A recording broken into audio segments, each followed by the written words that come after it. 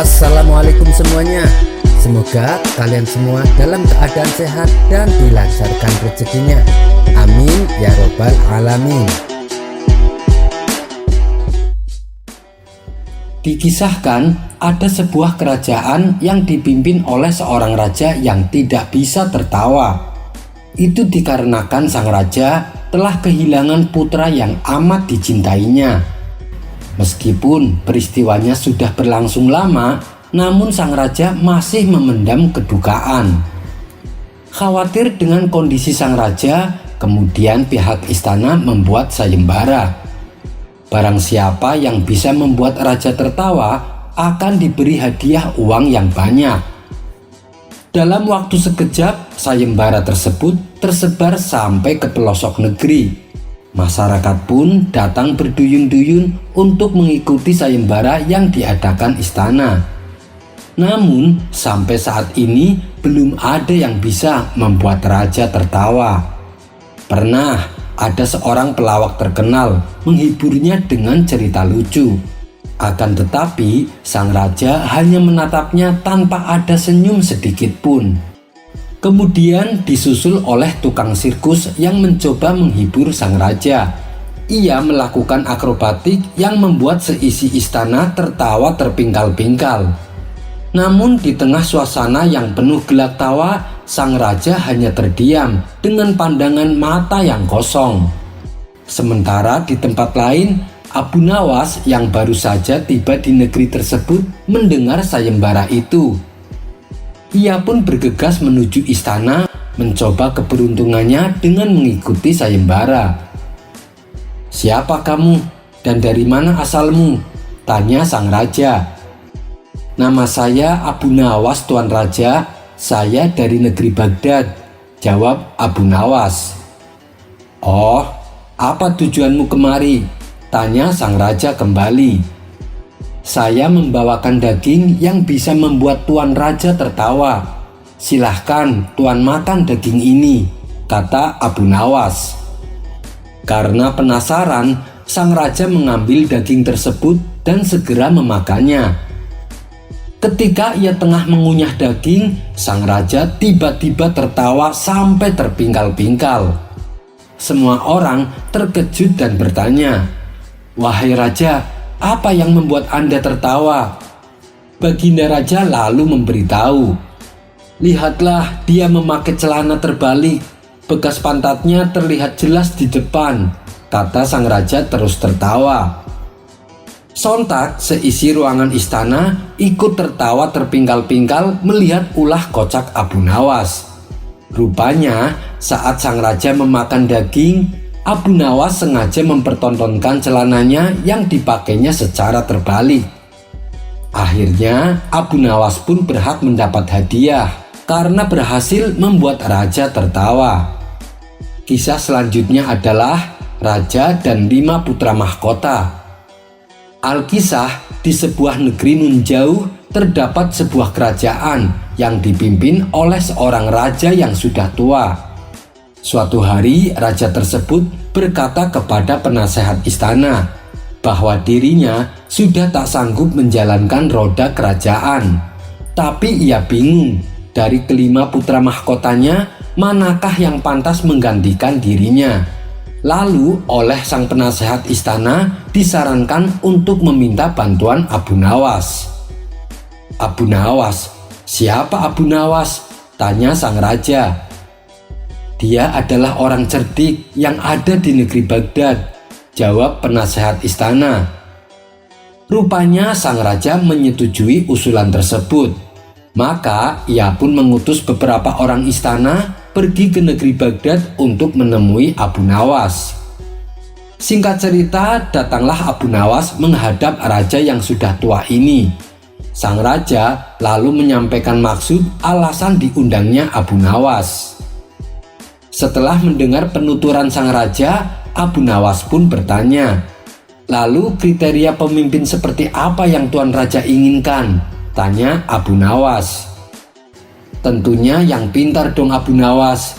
Dan yang lebih penting adalah harus jujur," jawab sang raja. "Oh begitu.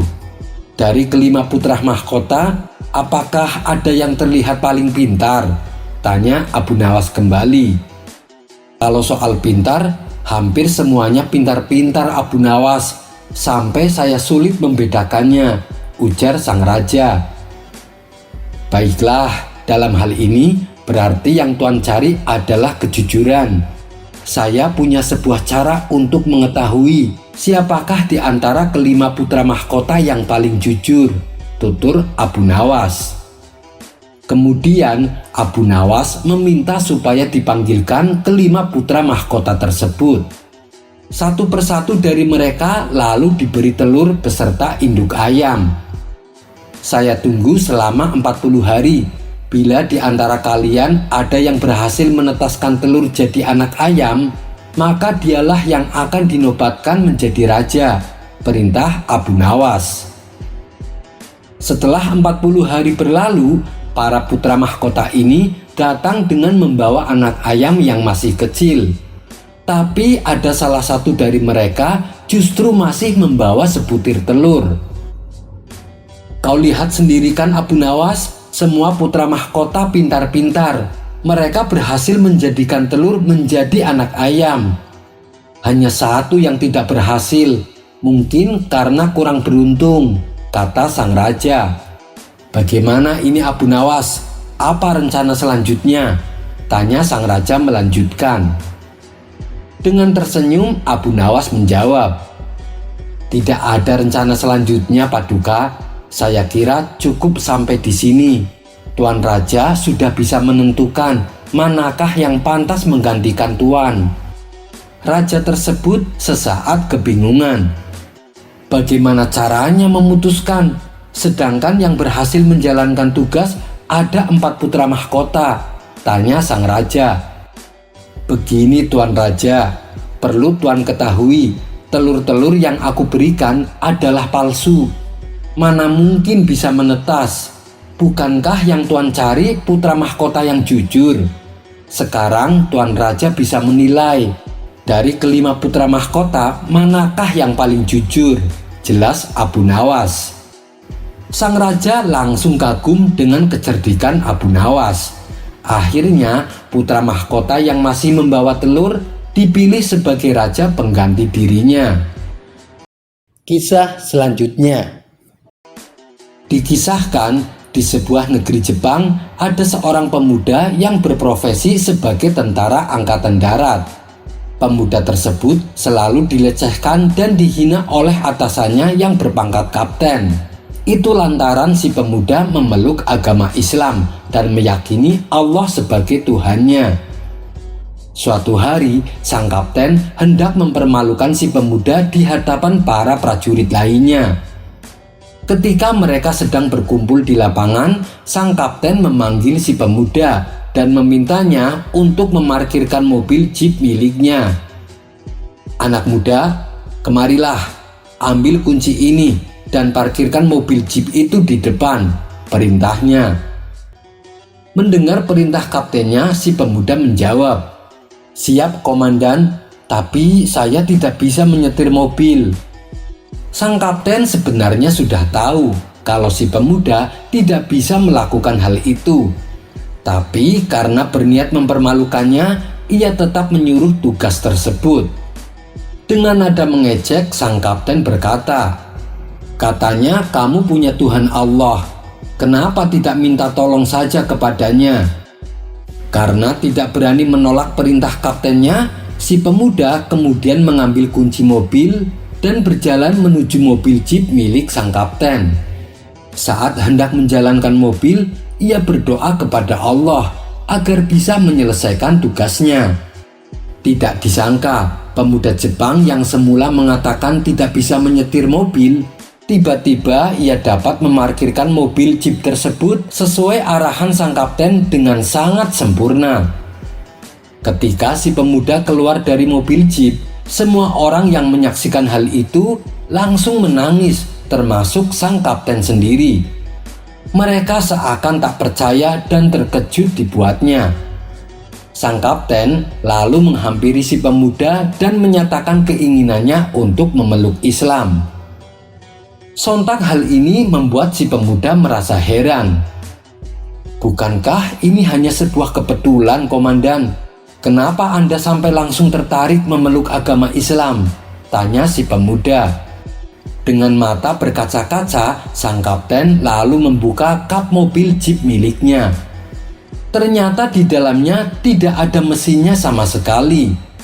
Sebenarnya yang membuat semua orang terkejut dan menangis bukan karena si pemuda yang tiba-tiba bisa menyetir, melainkan mobil jeep yang dikendarainya di dalam kapnya tidak terdapat mesin. Mengetahui hal itu, si pemuda lalu berkata, "Lihatlah, inilah Tuhan yang aku layani, Tuhan yang bisa melakukan yang tidak mungkin menjadi mungkin. Tuhan yang memberikan hidup kepada apa yang tidak ada." Demikianlah kisah tentara Muslim Jepang yang berhasil membuktikan bahwa Allah akan memberikan pertolongan kepada hambanya ketika dibutuhkan. Anda mungkin berpikir, masih ada banyak hal yang tidak mungkin bisa terjadi. Tetapi bersama Allah semuanya bisa saja terjadi. Wallahu a'lam bishawab. Kisah selanjutnya. Suatu hari, saat Abu Nawas sedang duduk santai, datanglah seorang tamu ke rumahnya. Tamu tersebut merupakan saudagar yang paling kaya di kampung. "Hei Abu Nawas, aku ada pekerjaan untukmu," kata saudagar itu. "Pekerjaan apa, Tuan?" tanya Abu Nawas. "Begini Abu Nawas, aku mau membeli 9 ekor keledai. Nanti kamu yang mengantarkan keledai tersebut sampai ke rumahku." "Oh, itu sih pekerjaan mudah, Tuan. Ayo kita berangkat," balas Abu Nawas. Maka mereka berdua pun pergi ke pasar hewan untuk membeli 9 ekor keledai. Setelah transaksi selesai, saudagar itu berpesan kepada Abu Nawas, "Bawalah 9 ekor keledai ini sampai ke rumahku. Awas Abu Nawas, jangan sampai ada yang hilang." "Jangan khawatir Tuan, semuanya dijamin beres," ucap Abu Nawas. Kemudian saudagar kaya tersebut pulang terlebih dahulu. Sementara Abu Nawas masih mengatur 9 keledainya. Setelah semuanya dirasa sudah siap, lalu Abu Nawas menunggangi salah satu keledai, kemudian dia pun pergi berjalan.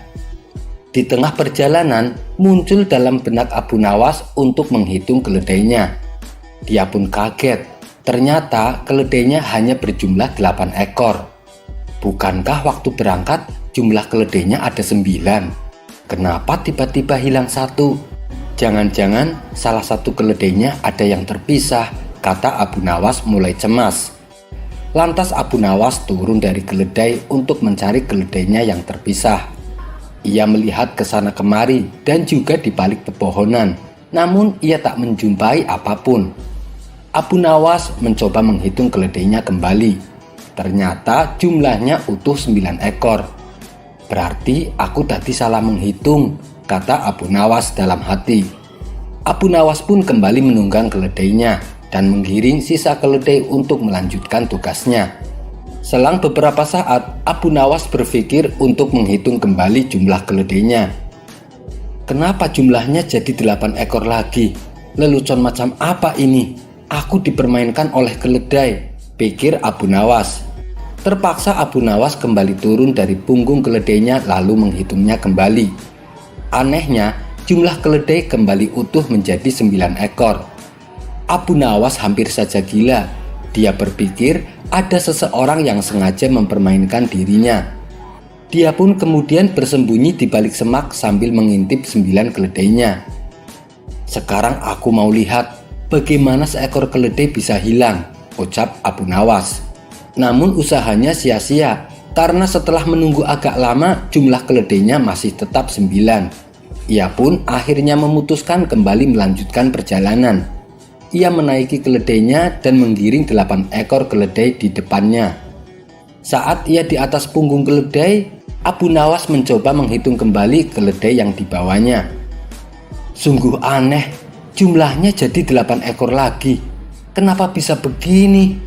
ujar Abu Nawas mulai stres. Tiba-tiba datanglah lelaki tua dan menghampiri Abu Nawas. "Hei Abu Nawas, sepertinya kamu sedang kebingungan, tanya kakek tua. Iya, aku heran dengan keledai-keledai ini, balas Abu Nawas. Memangnya kenapa Abu Nawas? Tanya kakek tua kembali.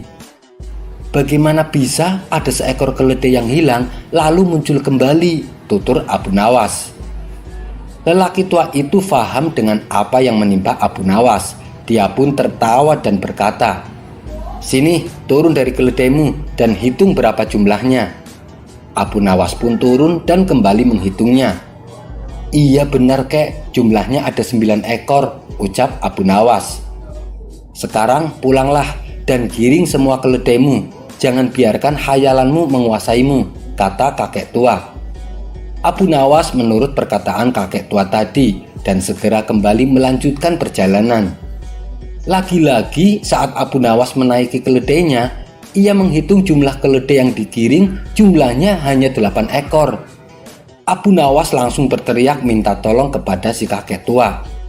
"Lihatlah kek, saya tidak berhayal, jumlahnya menjadi 8 ekor, kata Abu Nawas menangis. Kakek tua itu kembali tertawa melihat sikap Abu Nawas. "Hei Abu Nawas, kamu hanya menghitung keledai di hadapanmu. Sementara keledai yang kau tunggangi tidak dihitung. Ya jelas saja jumlahnya hanya 8 ekor, kata kakek tua kembali tertawa. Abu Nawas seketika langsung menyadari kelalaiannya. Iya, benar juga. Ternyata sepandai-pandainya orang ataupun secerdik-cerdiknya orang, suatu saat pasti akan merasakan kelalaian. Kisah selanjutnya. Di suatu pagi yang cerah, Abu Nawas duduk santai di depan rumahnya. Kemudian sang istri menghampiri dengan membawakan secangkir teh hangat. "Wahai suamiku, sepertinya ada yang sedang kau pikirkan," kata sang istri membuka percakapan. Abu Nawas yang sedari tadi melamun segera menyahut ucapan istrinya. "Iya nih, aku ingin berkurban di hari raya Idul Adha, tapi uangku cuma sedikit," balas Abu Nawas. "Idul Adha kan masih setengah tahun lagi. Beli saja anak domba, tentu harganya lebih murah. Nanti kalau pas Idul Adha, anak domba tersebut pasti sudah besar," ujar sang istri menyarankan. "Benar juga katamu," timpal Abu Nawas. "Baiklah, aku akan ke pasar hewan sekarang juga," sambungnya. Sesampainya di pasar hewan, Abu Nawas terlihat sibuk berkeliling mencari anak domba yang harganya sesuai dengan isi kantongnya. "Waduh, susah tuan kalau cari anak domba dengan uang segitu. Kalau tuan mau, aku ada, tapi anak dombanya kurus," kata si pedagang. "Mana? Coba aku lihat," pinta Abu Nawas. Si pedagang lalu memperlihatkan anak domba kurus miliknya. "Kurus sekali dan tubuhnya juga kecil dibanding anak domba pada umumnya," pikir Abu Nawas. "Bagaimana? Apakah tuan berkenan?" tanya si pedagang. Mulanya Abu Nawas ragu, tapi karena hanya domba ini yang bisa didapatkan, mau tak mau ia pun terpaksa membelinya. Ia pikir nanti kalau dirawat dengan baik dan dikasih makan yang banyak, anak domba tersebut pasti akan menjadi besar dan gemuk. Setelah transaksi selesai, Abu Nawas segera membawa pulang anak dombanya. "Wahai istriku, ini saya sudah mendapatkan anak domba," ucap Abu Nawas. Sang istri pun ikut gembira melihatnya. "Engkau harus rajin memberinya makan, jangan sampai telat, biar anak domba ini menjadi gemuk," pesan sang istri. Abu Nawas lalu membuat kandang di samping rumah untuk tempat tidur anak domba miliknya. Tapi untung tak dapat diraih, malang tak bisa ditolak. Belum 2 hari Abu Nawas memeliharanya, tiba-tiba anak domba itu hilang dicuri orang. Dapat dibayangkan betapa sedihnya hati Abu Nawas.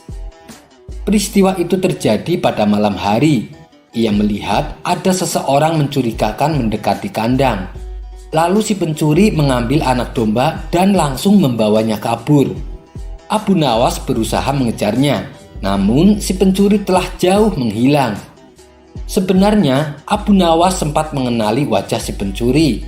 Dia tak lain adalah tetangganya sendiri, yaitu Abu Jahil. Namun karena Abu Nawas tak punya cukup bukti, ia tak berani gegabah menuduhnya. Tega benar Abu Jahil, padahal aku membelinya dengan susah payah, sesal Abu Nawas dalam hati. Abu Nawas kemudian memutar otaknya untuk menjebak Abu Jahil. Seminggu pun berlalu, Abu Nawas masih belum juga menemukan solusinya. Suatu hari datanglah Tuan Hamid ke rumahnya. "Hei Abu Nawas, nanti malam jangan lupa datang ke rumah. Saya akan mengadakan syukuran," tutur Tuan Hamid. "Insya Allah saya akan datang. Siapa saja yang diundang?" tanya Abu Nawas. "Kamu, Tuan Hakim, dan Abu Jahil," jawab Tuan Hamid. Kemudian Tuan Hamid berlalu meninggalkan Abu Nawas. Setelah mendapat undangan Tuan Hamid, terbesit di benak Abu Nawas akan sebuah ide yang cemerlang untuk menjebak Abu Jahil. Saat malam tiba, Abu Nawas pun berangkat ke rumah Tuan Hamid. Ternyata Abu Jahil dan Tuan Hakim sudah berkumpul di sana. Abu Nawas langsung disambut Tuan Hamid dan dipersilahkan duduk di depan meja makan. Abu Nawas kemudian duduk bersama Abu Jahil dan Tuan Hakim. "Hai Abu Nawas, saya dengar anak dombamu dicuri maling.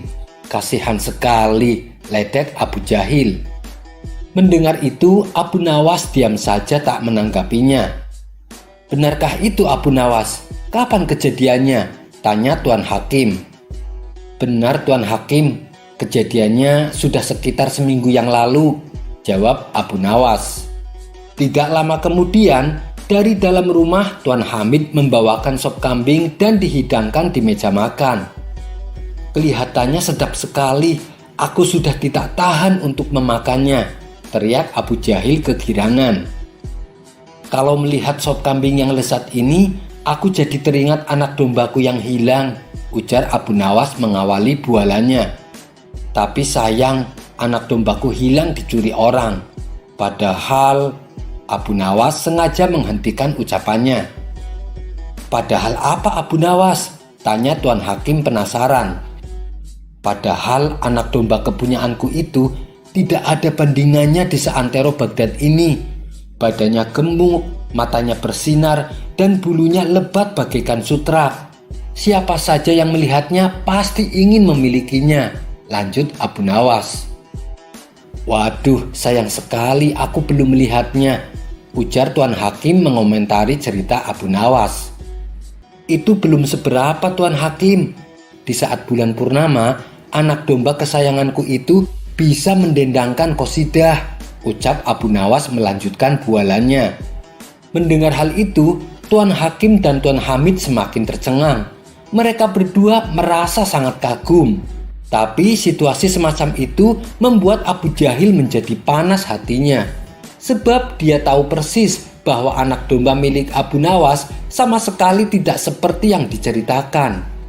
Abu Jahil merasa tidak terima apabila Abu Nawas disanjung karena cerita bohongnya. Hingga Abu Jahil tak sadar sampai dia keceplosan. "Dasar pembual, jangan percaya, Abu Nawas telah membohongi kalian dengan cerita palsu," teriak Abu Jahil. Tuan Hakim dan Tuan Hamid menanggapi ucapan Abu Jahil. "Yang benar yang mana nih?" Abu Jahil bilang ceritamu palsu, tanya Tuan Hakim kepada Abu Nawas. "Untuk apa saya cerita palsu? Andai saja anak dombaku masih ada, pasti Tuan Hakim akan percaya," jawab Abu Nawas memancing. "Iya sih, benar juga," balas Tuan Hakim membenarkan ucapan Abu Nawas. Namun lagi-lagi Abu Jahil semakin panas dibuatnya. Apalagi dengan mudahnya Tuan Hakim percaya dengan bualan Abu Nawas. "Tuan Hakim, cerita Abu Nawas itu palsu, jangan mudah percaya," protes Abu Jahil. "Apa buktinya kalau cerita Abu Nawas itu palsu?" tanya Tuan Hakim. "Sebab anak dombanya ada padaku Tuan Hakim," jawab Abu Jahil. "Nah, sekarang terungkap sudah siapa sebenarnya pencuri anak dombaku," teriak Abu Nawas. Spontan muka Abu Jahil berubah menjadi pucat. Ia tak menyadari bahwa bantahannya terhadap cerita Abu Nawas justru membuka kedok dirinya. Ternyata Abu Nawas dan Tuan Hakim telah bekerja sama membuat skenario untuk menjebak Abu Jahil. Tuan Hakim pura-pura percaya dengan cerita Abu Nawas yang tidak masuk akal. Itu semua semata-mata agar Abu Jahil masuk dalam perangkapnya. "Hai Abu Jahil, sekarang juga kembalikan anak domba milik Abu Nawas, dan kamu siap-siap menerima hukuman," bentak Tuan Hakim kepada Abu Jahil. Akhirnya Abu Jahil mengembalikan anak domba tersebut dan menjalani hukuman penjara selama 3 bulan. Kisah selanjutnya. Dikisahkan ada seorang raja kafir yang terkenal dengan sifat kejamnya, sehingga banyak rakyatnya yang jadi menderita dan senantiasa dicekam ketakutan. Ambisi sang raja tersebut ingin tenar dan terkenal seperti halnya Raja Harun al-Rasyid. Tapi sayangnya ia menggunakan cara yang salah. Kalau Raja Harun al-Rasyid terkenal karena memang beliau adalah raja yang bijak dan sayang kepada rakyatnya. Sedangkan raja yang satu ini justru terkenal dengan kekejamannya. Suatu ketika atas perintah Raja Harun al-Rasyid, Abu Nawas pergi ke negeri di mana raja kejam itu berkuasa. Tujuannya datang ke negeri itu untuk menyampaikan undangan dari Raja Harun al-Rasyid kepada raja di negeri tersebut. Dan ketika Abu Nawas mulai memasuki kota, tanpa sengaja ia berpapasan dengan rombongan kerajaan. Melihat ada orang asing di negerinya, sang raja pun memanggil orang asing tersebut yang tak lain adalah Abu Nawas. "Hei, siapa kamu? Dan dari mana asalmu?" tanya sang raja. "Ampun Paduka, saya adalah Abu Nawas. Saya dari negeri Baghdad," jawab Abu Nawas. "Apa tujuanmu datang kemari?" tanya raja itu kembali. "Saya diperintah Baginda Harun al-Rasyid untuk menyampaikan undangan kepada Paduka," tutur Abu Nawas. "Oh, baiklah. Mari ikut aku ke istana," ajak raja kafir tersebut. Setibanya di istana, Abu Nawas dijamu berbagai macam hidangan layaknya tamu terhormat. Ia pun dipersilahkan duduk berdampingan dengan sang raja. "Kalau kamu sampai dipercaya menyampaikan undangan dari Raja Harun al-Rasyid, berarti engkau adalah orang yang sangat dekat dengan rajamu. Mungkin juga engkau sering dimintai nasihat oleh rajamu," kata sang raja membuka percakapan. "Ya, bisa dikatakan seperti itu," jawab Abu Nawas. "Hei Abu Nawas, saya dengar para penguasa Islam mempunyai gelar dengan nama Allah, seperti misalnya Al-Muwafiq Billah, Al-Mutawakil Alallah, Al-Muta'sim Billah, dan lain-lain. Menurutmu, gelar apakah yang pantas disematkan untukku?" tanya raja tersebut. Mendapat pertanyaan seperti itu, Abu Nawas pun kaget. Tidak mungkin rasanya raja kafir seperti dia disandingkan dengan nama Allah. Apalagi dia terkenal bengis dan kejam kepada rakyatnya. Abu Nawas pun berpikir sejenak. Tak lama kemudian ia menemukan jawabannya. "Begini Paduka, saya kira gelar yang paling pantas untuk Anda adalah Na'udzubillah," jawab Abu Nawas. "Oh, begitu ya," balas sang raja mengangguk, padahal tidak paham artinya. "Aku ada pertanyaan lagi nih Abu Nawas. Setiap benda yang ada di dunia ini pastikan ada harganya. Menurutmu berapakah hargaku?" tanya sang raja itu kembali. Kali ini Abu Nawas menjawab sekenanya tanpa banyak berpikir. "Kalau saya taksir, harga Paduka sekitar 100 dinar," jawab Abu Nawas. Raja tersebut tidak terima dengan jawaban Abu Nawas. "Keterlaluan. Apa kau tahu bahwa ikat pinggangku saja harganya sudah 100 dinar, bentak sang raja. "Tepat sekali Paduka," balas Abu Nawas. "Memang yang saya nilai dari Anda hanya sebatas ikat pinggang itu saja. karena Anda lebih mementingkan perut Anda daripada rakyatnya, jawab Abu Nawas menjelaskan. Sang raja pun hanya terdiam karena ia memang mengakui hal itu. Oh ya Abu Nawas, sebelum engkau pulang, aku ada pertanyaan satu lagi, ucap sang raja kepada Abu Nawas. Oh, silahkan tuan, saya siap menjawabnya, balas Abu Nawas. Menurut keyakinan agamamu, kalau aku mati nanti, kelak di akhirat, apakah aku ditempatkan bersama orang-orang yang mulia atau yang hina? Tanya sang raja penasaran. Bukan Abu Nawas namanya, kalau ia tak dapat menjawab pertanyaan semudah ini.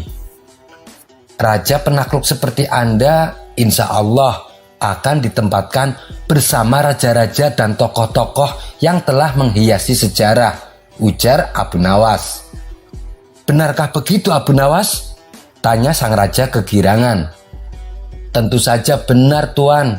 Tuan akan ditempatkan bersama Raja Fir'aun, Raja Namrud, dan Raja Heraklius, jawab Abu Nawas. Karena sang raja tidak tahu tentang sejarah dalam agama Islam, ia pun terlihat gembira mendengar jawaban Abu Nawas. Sang raja kemudian memberikan hadiah kepada Abu Nawas sebagai oleh-oleh untuk dibawanya pulang. Sekian dulu perjumpaan kita kali ini. Sampai bertemu lagi di kisah selanjutnya. Terima kasih yang sudah subscribe dan setia menonton channel ini. Wassalamualaikum warahmatullahi wabarakatuh.